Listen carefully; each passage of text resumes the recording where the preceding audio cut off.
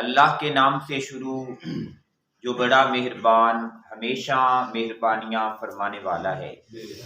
میرے اللہ نے حکم ارشاد فرمایا ہے وَمِنَ النَّاسِ، فرمایا لوگوں میں سے کچھ ایسے بھی ہیں مَن یتخذ، جو بنا لیتے ہیں من دون اللہ، اللہ کے علاوہ اندادن، شریک، اللہ کے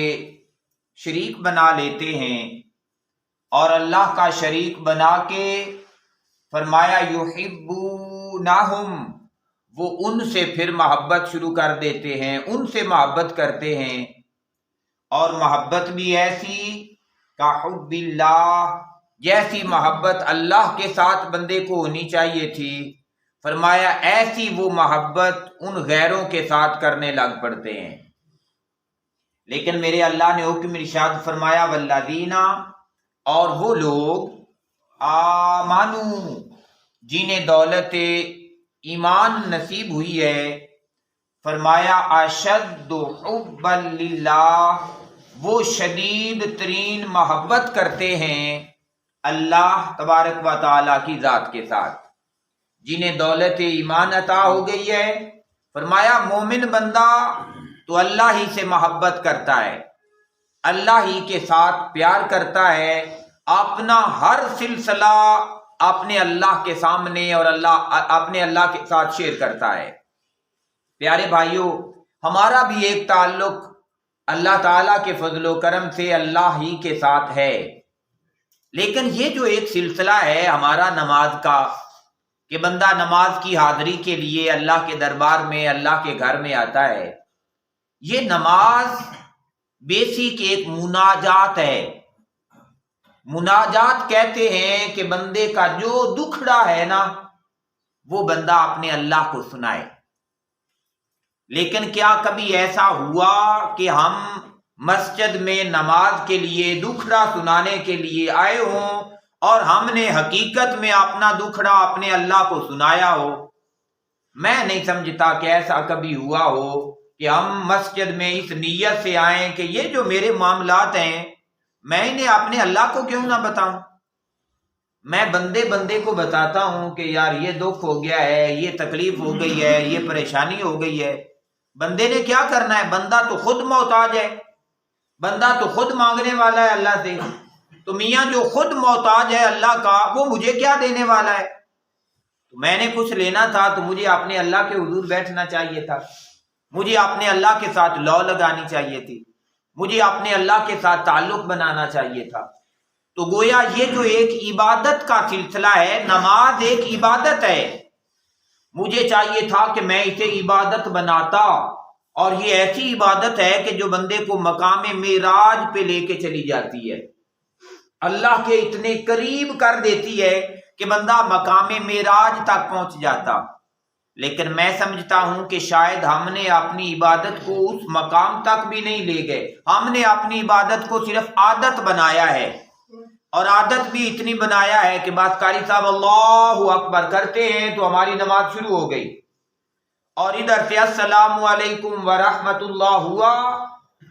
تو جناب ہم اٹھے اور غائب ہو گئے۔ اور اگر کسی کو تھوڑی توفیق ہوئی کہ جو بندہ تھوڑی دیر بیٹھا ہے اس نے ذکر اذکار کیا، پھر دعا ہوئی اور دعا ہوتے ساتھ ہم چلے گئے، حالانکہ مسجد میں آئے تھے اللہ کے ساتھ تعلق بنانے کے لیے، اللہ کے ساتھ سلسلہ قائم کرنے کے لیے۔ کیا خیال ہے آج تک یہ جو ہم نمازیں پڑھ رہے ہیں، کیا اس کی وجہ سے اللہ کے ساتھ تعلق بنا ہے؟ میں سمجھتا ہوں کہ وہ جو تعلق بن جانا چاہیے تھا نا، وہ شاید ہم اس طرف گئے ہی نہیں ہیں، ہم نے اسے عادت رکھا ہے، عبادت نہیں بنایا۔ عبادت کیسے بنتی ہے؟ بابا جی کہا کرتے ہیں کہ بندے اگر تو چاہتا ہے کہ تیرا تعلق اللہ سے بنے، پھر کبھی سلام پھر جانے کے بعد، پھر قاری صاحب کے دعا کے کر لینے کے بعد، فرمایا پھر کبھی تھوڑی دیر کے لیے مسجد میں ایک سائڈ پہ اپنے منہ کو جھکا کے بیٹھ جا، اور منہ بھی اس لیے جھکا کے بیٹھ کہ اپنے اللہ کو عرض کر کہ باری تعالیٰ میرا تو منہ بھی اس قابل نہیں ہے کہ میں اسے تیرے دربار میں اٹھا سکوں، میرا منہ بھی اس قابل، تیرے دربار میں تو وہ چہرہ اٹھنے کے قابل تھا کہ جو اوپر اٹھا تو تو نے فرمایا قد نرا تقلب وجہک فی السماء، سنیا یہ جو تیرا چہرہ آسمان کی طرف اٹھا ہے، میں اس چہرے کے اٹھنے کو بھی تک رہا ہوں۔ وہ چہرہ اٹھنے تو یا اللہ میرا چہرہ تو اوپر اٹھنے کے بھی قابل نہیں ہے۔ پھر چہرہ جھکا کے بیٹھ اور پھر اپنے اللہ کو عرض کر باری تعالیٰ میں جو تیرا بندہ ہوں، یا اللہ میں نے جو تجھے مانا ہے، یا اللہ میں نے جو تیرے ساتھ لو لگائی ہے، میں جو تیرے نبی کا غلام ہو گیا ہوں، نوکر ہو گیا ہوں، یا اللہ میں نے جو تیرا قرآن جو ہے اس پہ ایمان لے آیا ہوں،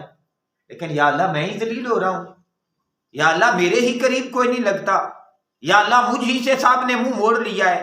یا اللہ میں ہی بے یار و مددگار ہو گیا ہوں۔ یا اللہ جب سارے چھوڑ کے جا رہے ہیں تو سہارا دینے والا ہے، یا اللہ تو مجھے سہارا عطا فرما،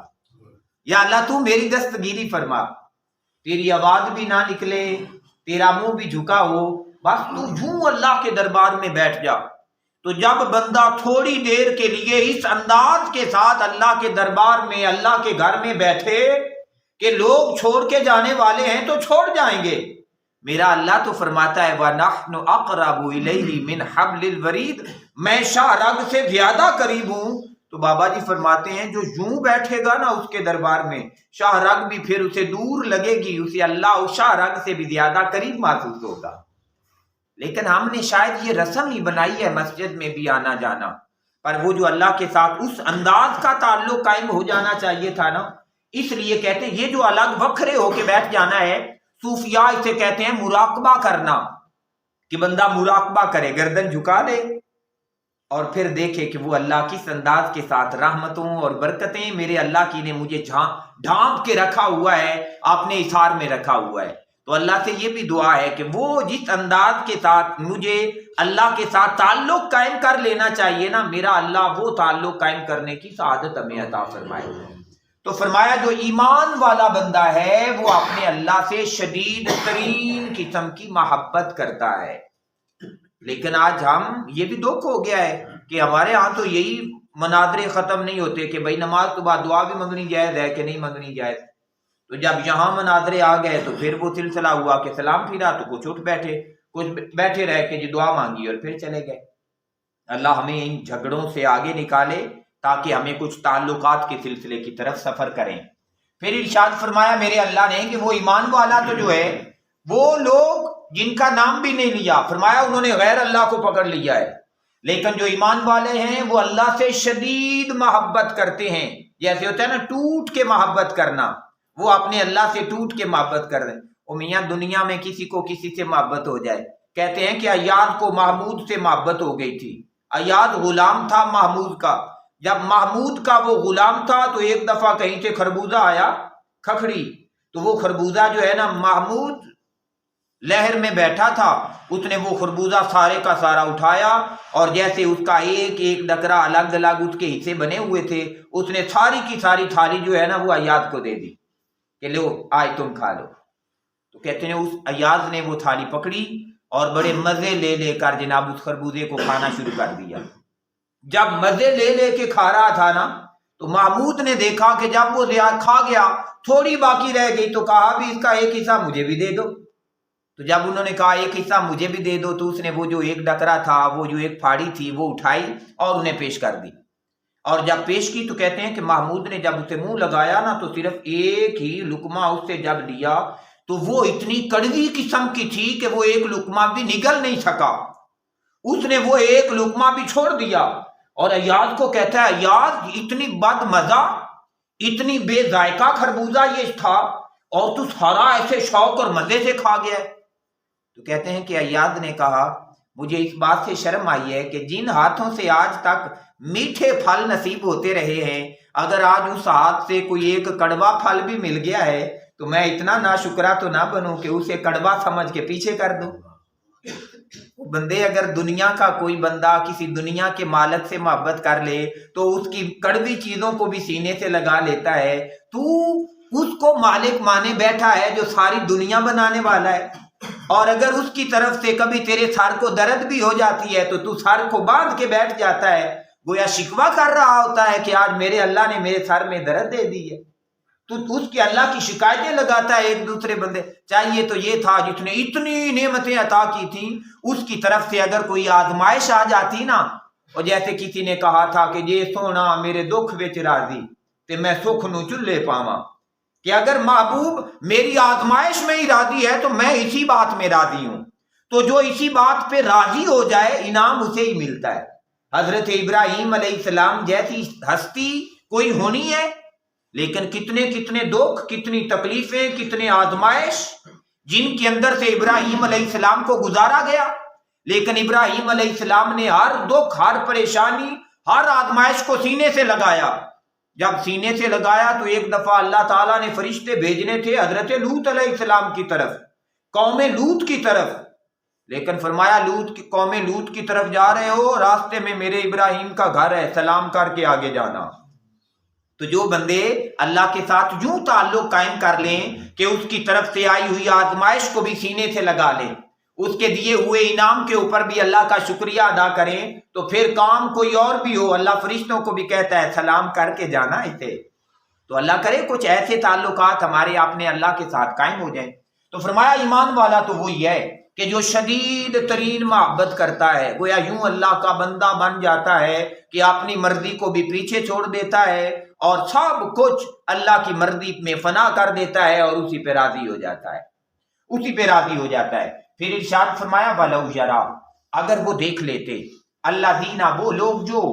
ظالموا، جنہوں نے ظلم کر رکھا ہے اپنی جانوں کے اوپر. فرمایا اذ یرون، جب وہ دیکھیں گے العذاب، عذاب کو.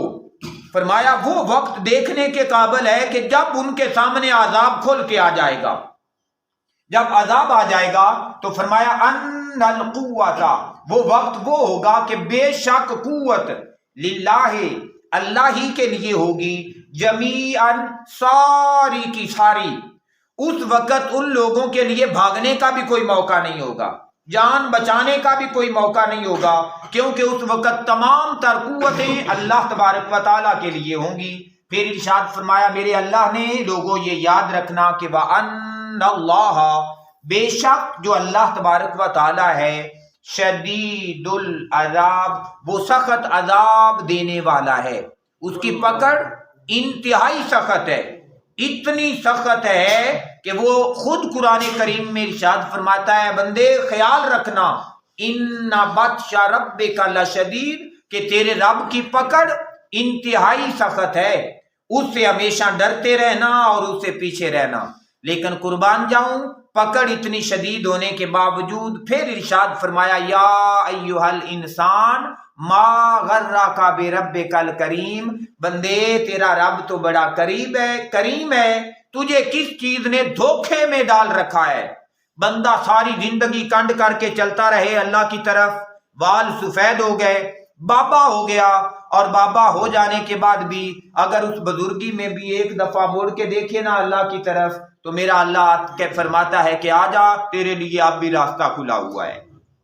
تو اللہ تعالیٰ سے دعا ہے کہ میرا اللہ توبہ کر کے ہمیں وہ جو ایک خاص رجوع ہے اللہ کے دربار کی طرف وہ کرنے کی سعادت عطا فرمائے. اللہم صلی علی و مولانا